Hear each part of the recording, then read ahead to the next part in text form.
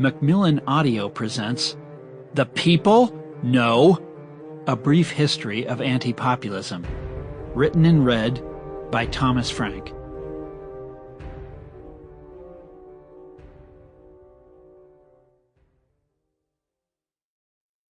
Who shall speak for the people? Who knows the works from A to Z so he can say, I know what the people want? Who is this phenom? Where did he come from?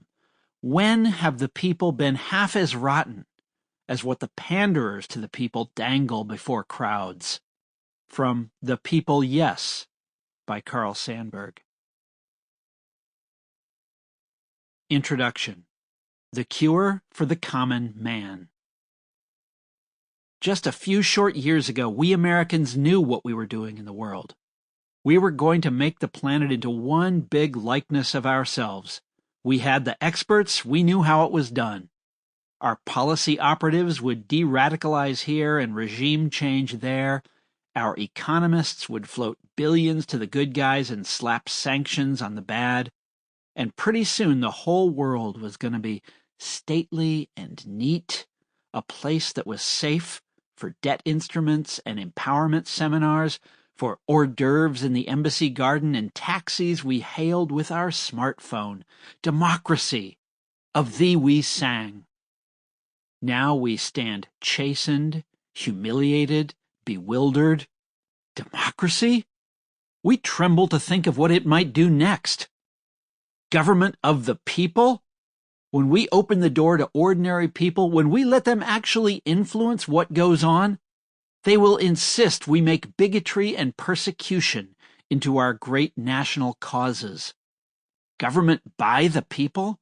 When we let the people have their say, unmanaged, uncurated, some large part of them will choose the biggest blowhard on TV to be our leader, and then they'll cheer for him as he destroys the environment and cracks down on migrant families. Heed the voice of the plain people, and all the levees of taste and learning will immediately be swamped. Half of them will demand that minorities be consigned to the back of the bus. The other half will try to confiscate the hard-won wealth of society's greatest innovators. So goes the wail of the American leadership class as they endure another year of panic over where our system is dragging them. They know on some level that what has happened in Washington isn't due to majority rule at all, but to money and gerrymandering and the Electoral College and decades of TV programming decisions. But the anxiety cannot be dislodged. It is beyond the reach of reason. The people are out of control. Populism is the word that comes to the lips of the respectable and the highly educated when they perceive the global system going haywire like this. Populism is the name they give to the avalanche crashing over the alpine wonderland of Davos. Populism is what they call the mutiny that may well turn the supercarrier America into a foundering wreck. Populism, for them, is a one-word evocation of the logic of the mob. It is the people as a great rampaging beast. What has happened, the thinkers of the Beltway and the C-suite tell us, is that the common folk have declared independence from experts and along the way from reality itself. And so they have come together to rescue civilization, political scientists, policy advisors, economists, technologists, CEOs, joining as one to save our social order, to save it from populism. This imagined struggle of expert versus populist has a fundamental, almost biblical flavor to it.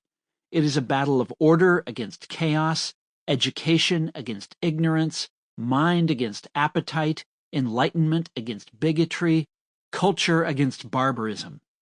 From TED Talk and red carpet, the call rings forth. Democracy must be controlled before it ruins our democratic way of life. In attacking populism, the object is not merely to resist President Donald Trump, the nation's thinkers say, nor is the conflict of our time some grand showdown of left and right. Sample complete. Ready to continue?